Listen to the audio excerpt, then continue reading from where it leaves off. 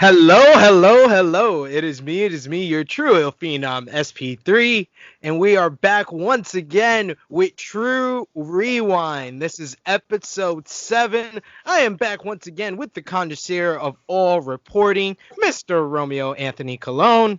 Hi, guys. Romeo. And I am with the spokesperson for Ciroc, Mr. Supreme Ivan Ooze this week. He is Drunk Guy JJ. Don't worry, guys. Ghetto Avenues makes a surprise return this episode as well. So we are in our DeLoreans, and you come along with the ride with us. So if you enjoyed this series, if you enjoyed this video, push that like button, give us a thumbs up, let us know that you enjoy it, and help other wrestling fans like yourself get exposed to this content. And of course, push the iCard down at the bottom to subscribe for more True Hill Heat. So, yes, this is a different episode because you will see we do a costume change mid episode. We have to change it to different clothing. We had a bad video. Our Monday Nitro review was on point so much we don't want to do it again because we don't want to take away from all the laughs that we do talking about Monday Nitro as we usually do on Tru Rewind. But we had to do Raw over because we have to give you that quality content. So, kick it over to our quarterback, Mr. Romeo Anthony Cologne. October 2nd, 1995. But before we get into that, we'll do the guessing of the September 25th. Remember Raw 925? That was the Smoking Guns winning the tag titles and Taker versus Bulldog. What do you guys think that show did? I'll go with a 2.2. I'm going to go with a 2.3. Raw did a 1.9, which is the rating that Nitro did last week. And what did Raw do last week? Raw did a 2.7, so it went from 2.7 to a 1.9. Ooh. Yeah. Man, what a drastic. And that 2.7 was on a Thursday, I believe. Yeah, which says a lot. And then Nitro, which did a 1.9 last week, they put on a show that was headlined by Luger versus Mang. What do you think they did for that show? I'm going to go with 2.6. I'm going to go with 2.7. 2.7 is right. Raw and Nitro flipped ratings. Nitro's first head-to-head win in the Monday Night War so far. And wasn't that the show after In Your House, right? Yes. Makes sense, then. There you have it. All right, hold on. My notes just went off screen. They really don't want me to do this again.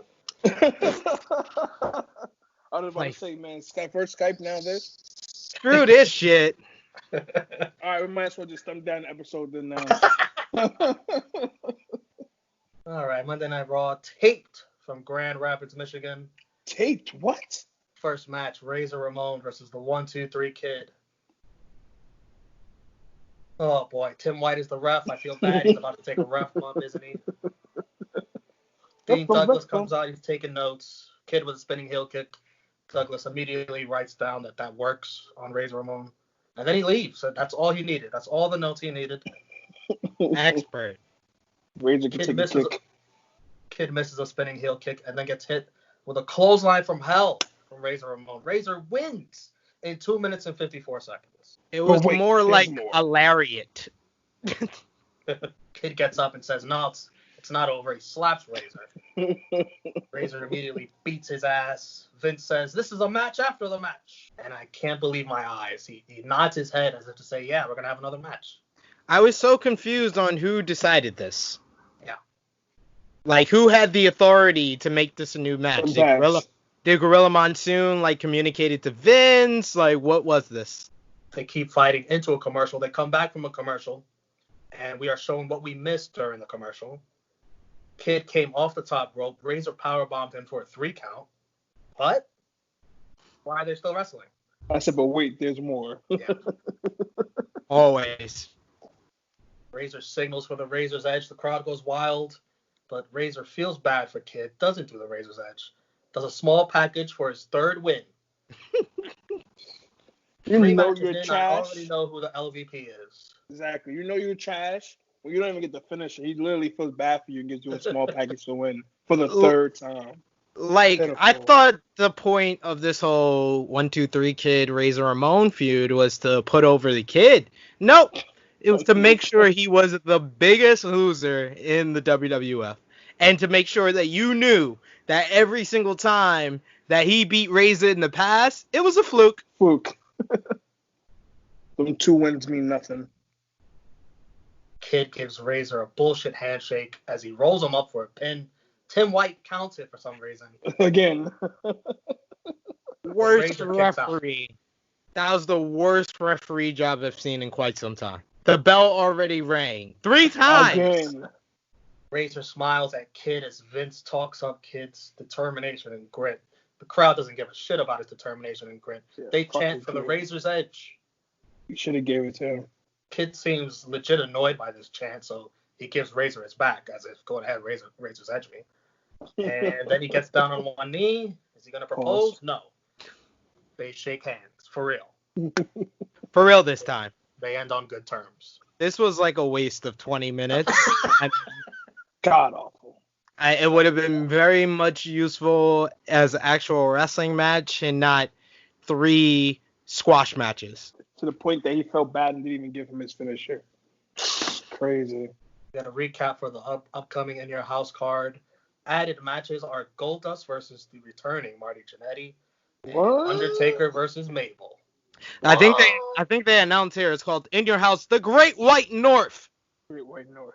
In case you didn't know where they were at. It's in Winnipeg, you idiot. Can't wait for that Mabel and Taker match, man. Oh, man, it's going to be so good. It's gonna be a So barn. good. So good. 2 big horses bumping meat, going at it. It's going to be good. Guys, where Nerodamus is about that Owen Hart match. Barry Horowitz comes out. Vince asks if Horowitz can beat Hunter Hearst Helmsley. We cut to Hunter backstage, who amazingly has superpowers of hearing. Super hearing. Yeah, Fat chance. Chance. fat chance. You gotta do the Hunter nose where you poke your nose out. Fat chance. Fat chance. Back from a commercial, Vince says, certainly everyone has an opinion on Hunter Hearst Helmsley, just like everyone has an opinion on whether or not OJ Simpson is guilty. Here we fucking go, folks. The beginning, the theme of the whole episode. The theme of the whole episode. This episode is not held. The biggest star on this show is not Bret the Hitman Hart. It is not Shawn Michaels. It is not The Undertaker. No, no, no, no, no. It is OJ Simpson. This is one day before the verdict of the trial of the century. They promote a Simpson hotline where you can call and vote yes or no on if OJ is guilty or not. 50 cents per call. It's called the Is OJ Guilty poll. That nigga guilty. The narrator from 2020 says that nigga was guilty. Guilty. Jerry the King Lawler also says that. He just looks guilty. Is what Jerry Lawler says. Of course, King. Of Never course, fail, King. King with his ramen noodle moonsault of 1995. 50 cents per call, but thankfully, all proceeds benefit the National Exchange Club Foundation for the prevention of child abuse. The only problem is the National Exchange Club had no idea this company was doing that poll and did not want to be affiliated with the WWF. For good reason. Dark side of the ring. Hunter sprays perfume all over the ring. Rick the Model Martel rolling in his grave at his stolen gimmick. Vince also mentions that he hopes Pope John Paul II comes to their charity benefit at MSG later this week. And in the words of Hunter Hearst Helmsley, fat chance. No chance. That's what you got. Did you guys notice the ton of piped-in crowd noise during this match? A bunch of it. With a taped Raw. A bunch of it, especially during like the middle portion when Triple H is working the heat, and you crazy. You hear the crowd going crazy. Everybody's sitting down. It's kind of jarring, but You know, that's just tape Raws of the 1995 era. I don't mind if you want to do this, but do it in a level that doesn't insult my intelligence, please. Yeah, You would with have thought common Hogan was sense. slamming Andre the Giant out there. It was a good match, though. I liked it. I liked Horowitz versus Triple H. Triple H was still a good worker, but you still saw the stuff that he became known for. Even then, the stomps, the way he threw the punches. Like the little things like that. He still kept with them even when he became a main eventer. By the way, this is the debut of Hunter S. Helmsley in the Monday Night War. He wins with the pedigree in 534. He improves to 18-0, undefeated. The signs of a great, great wrestler coming our way. The greatest of all time. Next up, we got two jabronis who are apparently the USWA Tag Team Champions, even though they don't have their belts. They're called PG-13, JC Ice and Wolfie D. And in case you mix them up, they have their names on their jean shorts, for good measure. They look like two jobbers on the 19 Indies who got in a time machine and saw Enzo Amore and was like, we're going to bring this gimmick to the past and we're going to be the most over They tag did team. a true rewind. They did. They did their own. They've been watching us. They went forward and then went back. One thing about us, we're always going to be trendsetters. Just know that. I hate you. It is implied that these two morons will be taking on the Smoking Gun sometime in the future. PG-13 wins. What'd you say? I said, God, I can't wait. I can't seem to wait for a lot of stuff. I'm itching, man. It's all this good product that comes our way. PG-13 wins in 342. Everyone in this match looked like an indie jobber from the 1990s, but PG-13 were actually pretty good with their tag team moves, but you could still tell they were green. Then the highly anticipated rematch. I know I couldn't wait for this. Bret Hart versus Jean-Pierre Lafitte.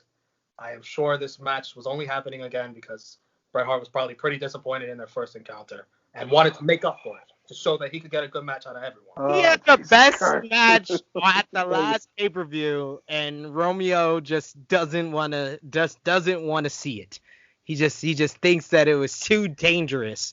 And this match wasn't even that much different. It was a lot smoother, less awkward spots, but this was hard hitting as well. I like this match. If that's your way of saying this match was better, then that was a poor way of saying it. It's not better. It was way better than that. It was not better than your house match, man. Come on now. Bret Hart survived. He's not injured. Jesus. I like He was injured in your house match. Oh, he gotta be hurting from those fucking botches. It's wrestling. They take bumps. It's gonna hurt. It's life. This was a really good that's match. Nia Jax. I liked it. You haven't heard of her yet. haven't even yet. We're I really like that is. Bret, you just give him the main event spot, give him more than 15 minutes. It's gonna be the best match on the show. Lawler's not hiding who he's rooting for in this match. He hates Bret Hart. He's rooting hard. But Jerry Lawler was the best part about this match. That's it. Like that's why I can't say that this match was better than the pay-per-view match, because Jerry Lawler was the MVP. At least I could say Bret was the MVP of the pay-per-view match. No, the MVP of this match was Jerry the King Lawler on commentary. And like when Bret comes out, the funniest part of this whole episode for me is when Bret comes out and he's like, McMahon, do you hear these people? You hear how they root for him? They just love this guy. I can't stand it. Oh my God. He just groaned it out. Like, I can't stand it. Like, trying to push out a turd. Absolutely. It's like it was forcing out a womb, a child out of his womb. Like it was. Geez. Jerry Lawler owned in this match. Bret Hart wins in 1302 with the sharpshooter. Lawler's distraught. Bret talks shit to him. They brawl. Isaac Yankem to the rescue. He DDTs Bret Hart on the outside. The crowd chants for Diesel, but Diesel has better things to do.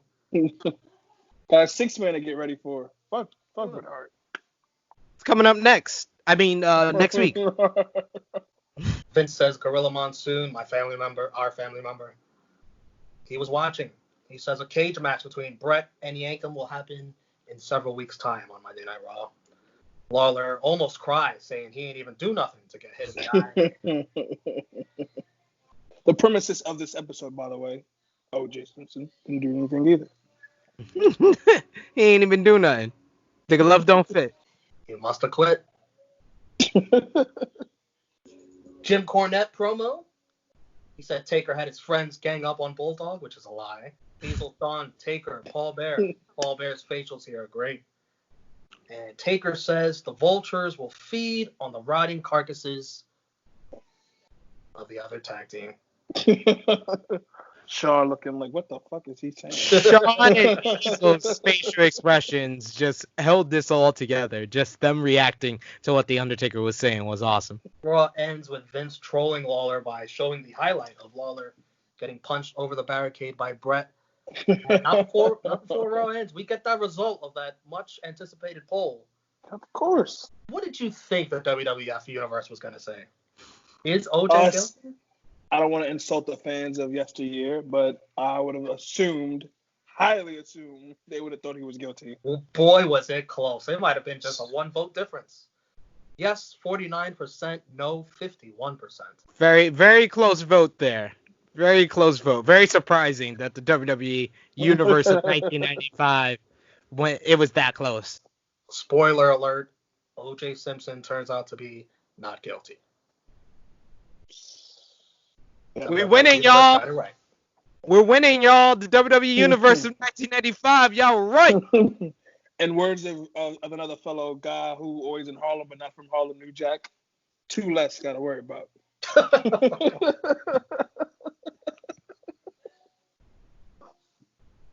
Fuck. It's 25 years ago, guys. It's okay. Oh, boy. Give me a second. Okay. Whew. Let's wrap up this Raw. Okay. Match of the night. Believe it or not. That's what she said. Jesus Christ. When I grow up. This guy. You're not drunk enough. Match of the night, I had Bret Hart versus Jean-Pierre Lafitte in their greatest one-on-one encounter yet. For once, you got it right. Yes, I agree. Romeo. Bret versus Jean-Pierre Lafitte is by far the best match on this show. Unanimous. MVP, I think when you win 3 matches in one night, it's hard to top that. Razor Ramon for me. Chico Razor Ramon for me as well. I think this might be the second time I've given him the win. I wanted it to go to Bret the Hitman Hart for that great main event matchup. Of course, Razor Ramon winning 3 matches and sunning 1, 2, 3 Kid like he did. He deserves some credit. But like I said, the MVP of the main event was on commentary. It was Jerry the King Lawler. Damn, what Razor Ramon got to do? The LVP, I think when you lose 3 matches in one night, it's hard to top that. Once again, the 1, 2, 3 Kid. I think the 1, 2, 3 Kid is very upset that Mongo McMichael is in the lead on the LVP race. So he is like, I am gonna full speed ahead. Anytime I'm on Monday Night Raw, I'm gonna be the LVP. I gotta get an award for something. Is that your LVP as well? Absolutely. Okay, just confirm. How do you get worse than that? Dirty finish counter, I guess you could say 0, but in my opinion, having Razor Ramon wrestle 2 more times after he won without any kind of warning is pretty dirty. So that's 2 dirty finishes. That makes it 9 and 5 shows. The ref bump counter. Razor had 3 matches and 0 ref bumps. I cannot believe it. Shocker. Camera time, Jake One. Camera. Thumbs up or thumbs down in 3, 2, 1. Wow, unanimous thumbs up for the coverage of OJ Simpson tonight. I laughed during the opening matchup with Razor and 1, 2, 3 Kid. The Barry Horowitz and Hunter Hearst Helmsley match was better than I expected it to be, and the main event was really good. And Jerry the King Lawler made me laugh the whole night on commentary, talking about OJ and Bret the Hitman Hart. All right, guys, I'm gonna go change clothes, and we'll talk about Nitro for this week.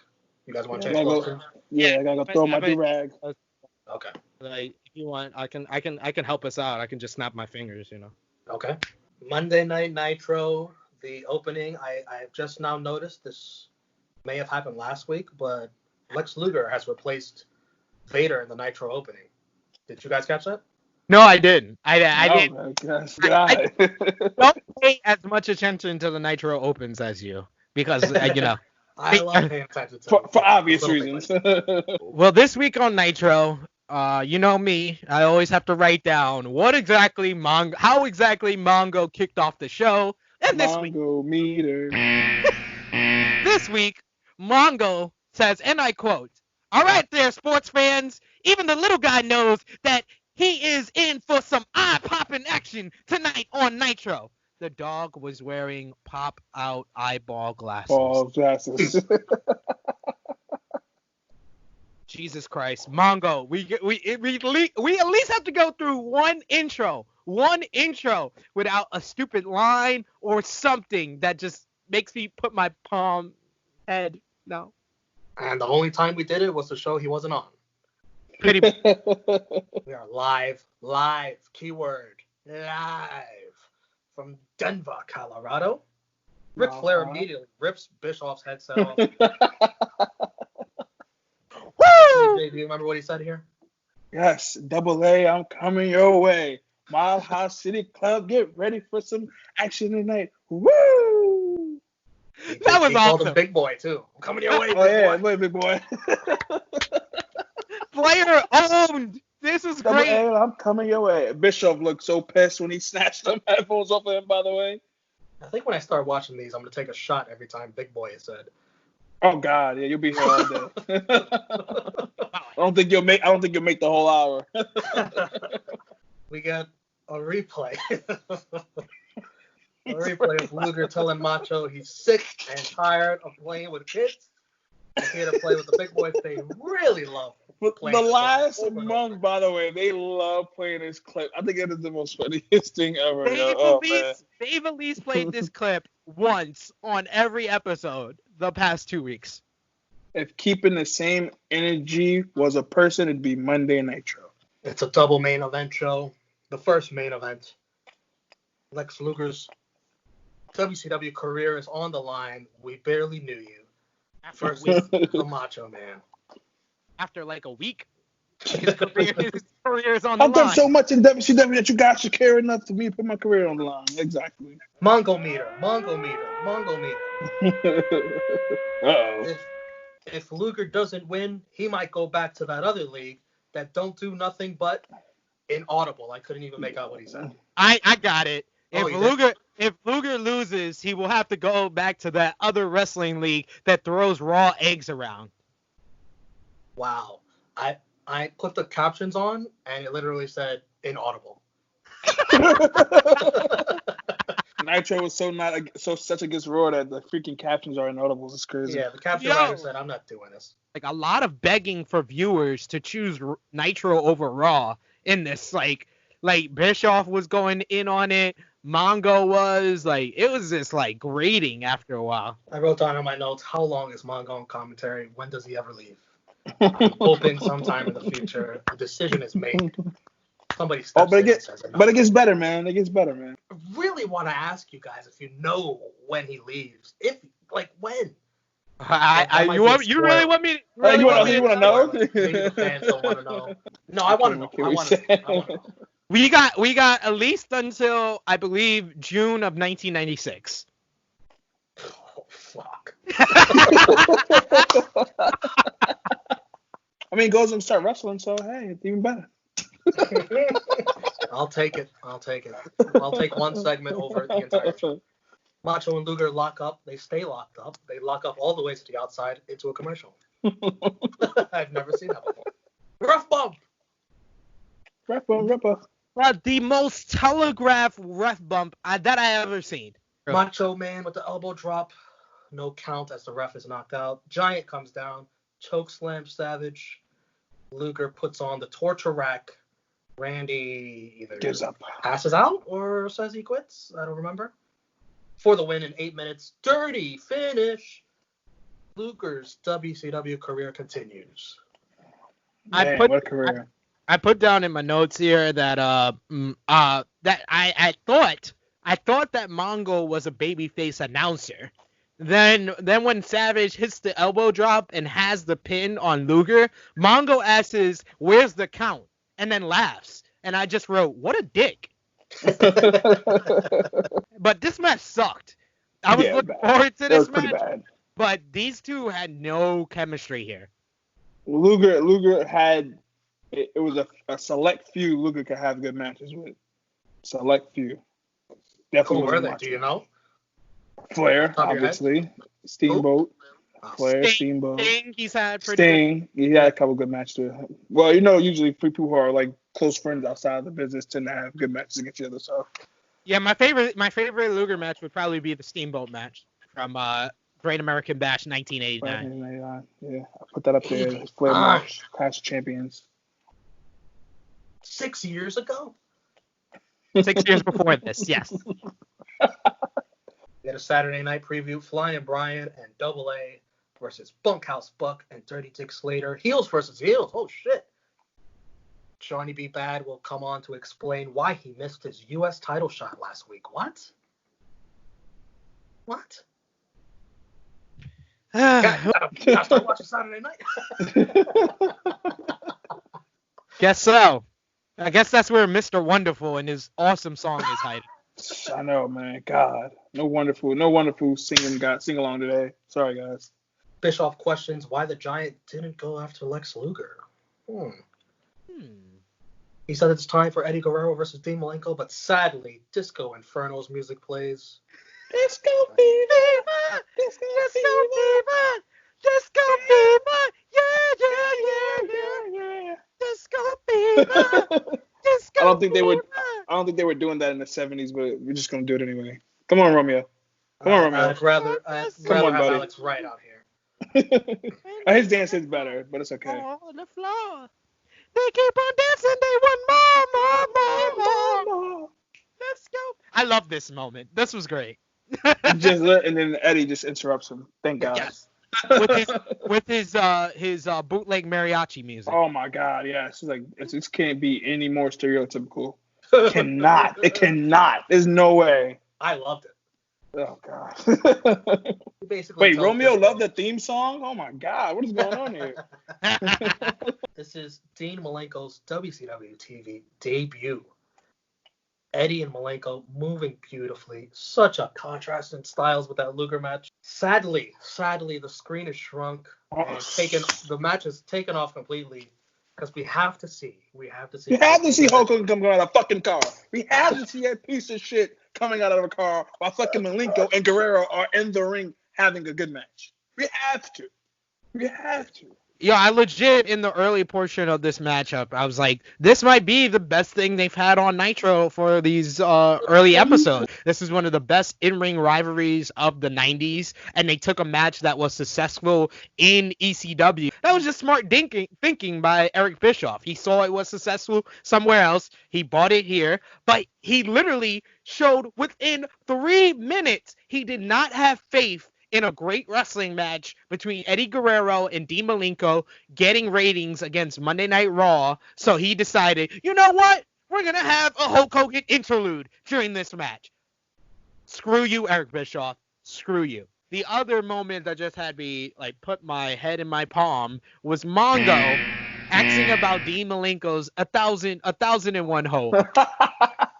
And he says there is a book about 1,000 different sex positions. Oh my God. Oh. So we see Hogan backstage. He's got the neck brace. Hogan says he can't live with himself. He has to hunt down the Giants against Jimmy Hart's good advice. Hogan says he's doing it for all the little Hulksters.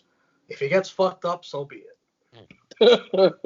Jimmy Hart was trying to be such a great manager here, just thinking about the condition of his prize fighter right here. And he tells Hogan to stay in the limo, and Hogan, just being an egotistical son of a bitch, turns him down. Awful.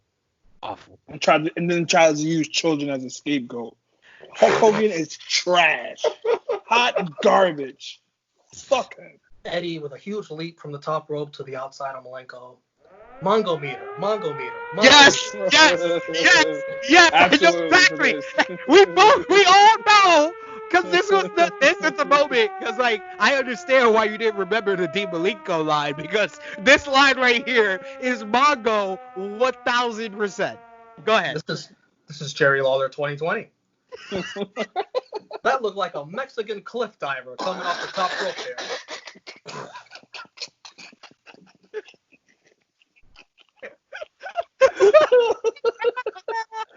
Oh man, yo! Can you imagine King and Mongo doing commentary on the same match? The show's gonna get canceled Immediately. A bunch of network calls. Christ! Oh my God! Eddie goes for the frog splash. Malenko gets the knees up. The man of 1,000 holds. Gets outmaneuvered by Eddie, who blocks a roll-up attempt with a pin of his own for the win in only 5 minutes and 30 seconds. Malenko says Eddie got lucky, and he wants a rematch. And Eddie says, anytime, any place. I can't wait. They handshake. Love this. I loved everything about this, other than the Hulk Hogan interlude and Mongo on commentary. Mean Gene introduces Hulk Hogan. Oh my God. Hogan says he's done some soul searching. He was with his little buddy named Jason Pittman. Jason Pittman, yep. Jason Pittman getting ready for a lung transplant, yet foolishly told Hulk Hogan to go after the Giant. Hogan rips his shirt off, heads to the back. SB3, you want to take it from here? So Hogan is going around ringside. I died, and I kept laughing, and I had to keep replaying it. I had to keep replaying it so I could get the actual line that he says, but just the way Mean Gene says, "There's a woman with a cane!" Like there's a light pause in between. There's a woman with the cane. Like, oh my God, Mean Gene, he owned, and yes, the elderly woman was the Taskmaster, which owned even more. And a person dressed as an elderly woman throws powder into or napalm. It might have been napalm. Or napalm, who knows? Throws powder into Hogan's eyes and attacks him with a cane. Mean Gene, with one of the greatest calls of his career, on the mic says, "Oh, what is this? There's a woman!" Oh.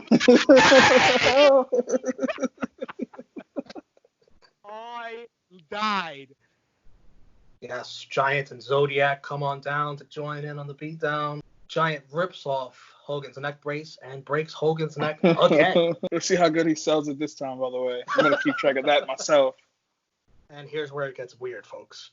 Super weird.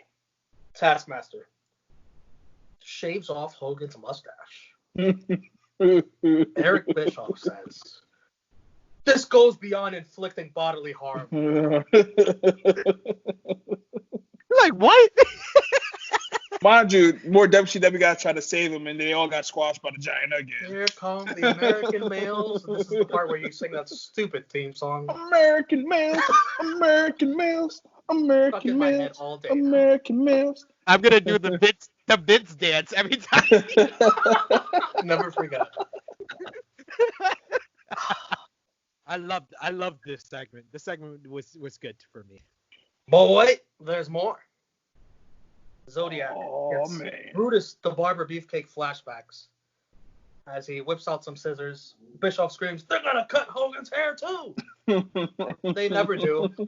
Medical official. Yo, it legit just went, like, it just got super weird. Like, it just stopped. Like, what was the point of that? Arn Anderson's in the ring. Ric Flair, woo, makes his entrance. It's BS that Arn couldn't even get an entrance. Yeah. Because that Hogan segment went over time. Because they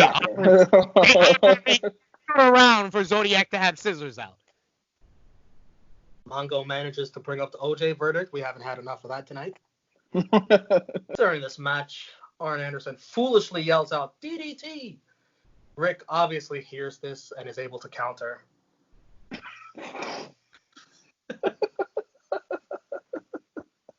Rick eventually, with the figure four in the center of the ring, flying Brian Pillman to nobody's surprise, makes his way to the top rope.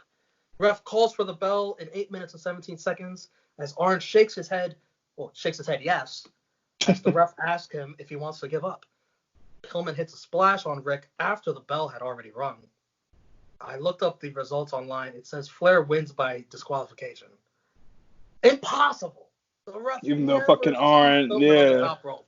Never. Bischoff says Arn gave up. Yeah. I was Thursday. Yeah. I was so confused by that finish. I saw the referee ringing the bell, and I'm like, why is he calling the DQ before he even did anything? Just because he's on the top rope? And then Bischoff says he gave up, and I was like, okay, that makes more sense. I'm going to go by what Bischoff said. No dirty finish. Clean win. Bischoff says Nick Bockwinkel, I guess the WCW commissioner is his role. Something like that? Yep. He says Flair versus Arn next week in a steel cage in Chicago, Chi-Town. Also, Sting versus Shark in the battle of one-word names. Sabu versus... man. Who's Sabu versus newcomer? Mr. JL, a.k.a. Jerry Lynn, former ECW heavyweight and ECW and ROH heavyweight champion. Oh, what does Mr. JL stand for? And Big Bubba versus Road Warrior Hawk. And if you've been watching Dark Side of the Ring, you got a little trick. By the way, right, also, legit. I literally said this in our Dark Side of the Ring review. I was like, they just like went through their time in WCW. Like, I remembered them on WCW during those early Nitro years, but then I put what we saw in the preview together with the documentary. This was during the time when Hawk decided to take his talents to Japan. Let's wrap up this show with a bow. Match of the night. I don't think there's going to be any dispute here. I think it's going to be unanimous. Eddie Guerrero versus Dave Malenko. Absolutely. MVP, I had the Giant for the second week in a row, just dominant. Yep. Just running through everybody. Giant. I did not agree with you on the last episode, but Giant just was head and shoulders above everyone on this show. Wow, two unanimous, guys. Two so far. Let's see if we can keep it up with the LVP. Who did you guys have for LVP? For this episode? Damn, I had to think about that now. I'm a real... Hulk Hogan is the LVP because he got beaten up by a woman with a cane. Got shaved, interrupted a good match. Lot on children. Yeah, Hulk Hogan is definitely LVP. I'm giving it to Hulk Hogan, but I'm also gonna give it to his little buddy Jason Pittman, who I know he's getting ready for a lung transplant, and I go back in time and wish him the best of luck. But to tell this guy in a neck brace to go after the Giant was some stupid advice. Dirty finish counter. We had one. That is 10 in 6 events. Yikes. Hey. Ref bump counter. This is WCW's first ref bump in the entire Monday Night War. I'm surprised it took this What? No way. Are you kidding me? Seriously? This is the first one? They're doing well. Shit. Wow. How quickly things change. The Ric Flair chop counter. Woo! 13 tonight. 11 in the match and 2 after to Pillman. Wow. That is 40 total. His age. The record. He ties the record. 11. Both against Arn Anderson. Of course. Poor Arn chest. Poor Arn chest. And the Mongo meter, awful once again. 505 shows for 100%. 1,000%. Keep it up, Mongo. Keep it up. Please keep it up. WCW Nitro, October 2nd, 1995. 3, 2, 1. Whoa. So kept it in the middle. Middle. I am definitely in the middle on this. The Macho Man Lex Luger match that they hyped up for weeks. Disappointed. It was very awkward, and the well telegraphed ref bump. In that interlude of Hulk Hogan during the very good Dean Malenko Eddie Guerrero match, and yeah, that those two things like really put it in the middle for Killed me. it for you. Instead of a thumbs up. I was leaning more towards thumbs up, but I got to put it in the middle because of those two things. It was enjoyable. Like it was easy to sit through. I feel like any show that's easy to sit through is good by me. Agreed. And we got Malenko debuted and having a good match, even though Hulk Hogan tried to fuck that up. Already burying talent, didn't even have a match. Crazy. Hogan's awful. The segment when they embarrassed him was pretty cool too. So yeah, that's why I give it a thumbs up.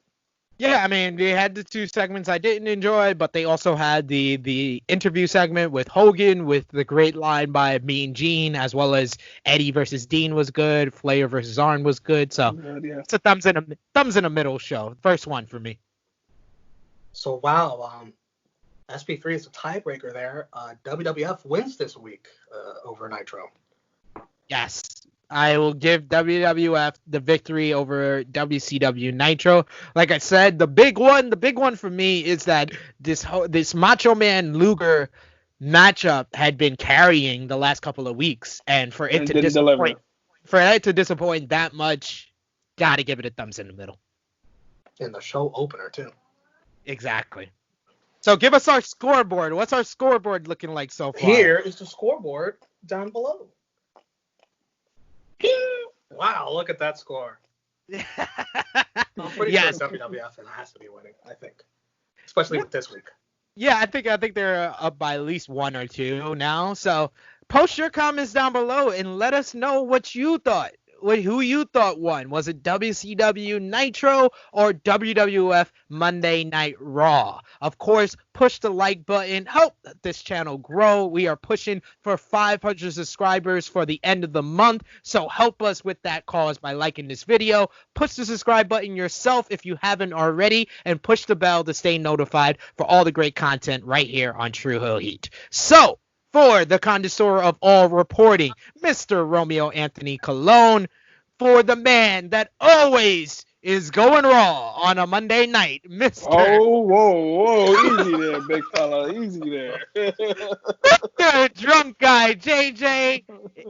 It is me, your Tru Hill Phenom SP3, signing off for Tru Rewind episode 7. Until next time. Oh, yeah.